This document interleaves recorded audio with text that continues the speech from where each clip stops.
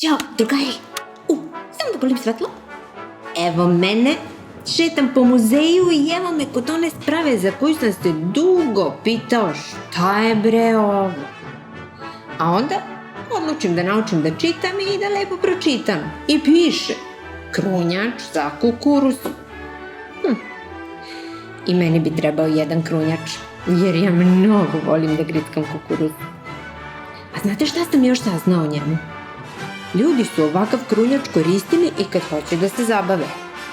Na primer, ako neko ima mnogo kukuruza da okruni, on lepo pozove komšije, komšije dođu, ponesu svoje krunjače klupice, sednu oko vatre, pričaju, pevaju, smeju se.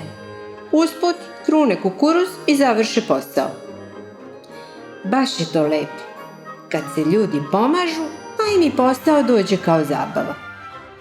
Aj sad, čao. Vidimo se.